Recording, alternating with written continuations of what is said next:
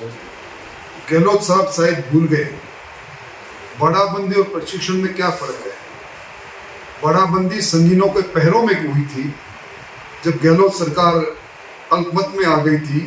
उनके खुद की सरकार के उप मुख्यमंत्री उनको चेतावनी दे रहे थे और ये प्रशिक्षण है।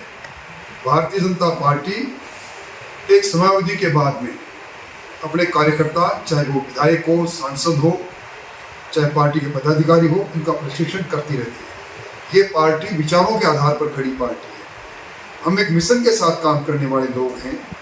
हमारे मिशन में कितने मिशन तक हम पहुँचे, हमारी विचारधारा के आधार पर निर्णय कितने हमने किए, कितने और करने हैं।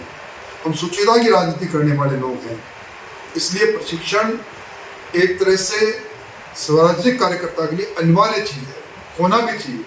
मैं तो मुख्यमंत्री जी को धन्यवाद दूंगा कि वो पूरे अपने विधायकों के साथ, और ये प्रशिक्षण मंत्रियों के नहीं, ये सरकार चलाने का नहीं, ये जन सेवा करने का प्रशिक्षण है जो विधायक जो चुने प्रतिनिधि उनका हो रहा है। और इसके अंदर वो लोग आएंगे जिनका जन सेवा और विधायकी के रूप में लंबा अनुभव रहा है।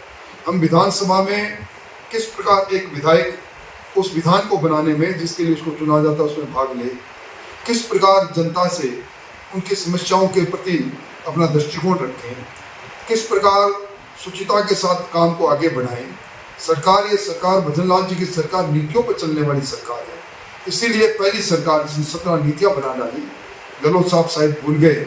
उनके समय में आपाधापी का वातावरण रहता था। उनके समय में डिस्क्रिप्शन के आधार पर फैसले होते थे। जब उन्हें किस सरकार पर कोई कार्रवाई, सरकार के कार्य की आलोचना करने का कोई आधार नहीं मिला, तो आज प्रशिक्षण को भी उन्होंने क्या डाला कि वो 5 सितारा होटल में जा रहे हैं। जाके देखें सही, जिस जगह पर प्रशिक्षण होगा वहाँ साधारण से कमरों के अंदर पूरे विधायक रहेंगे। पूरा सुबह 5 बजे से लेके रात्रि के 8 बजे तक अलग अलग विषय पर विचार विमर्श होगा। विमर्श के लिए प्रशिक्षण है। इसलिए गहलोत साहब के इस ट्वीट में कोई कमी नहीं।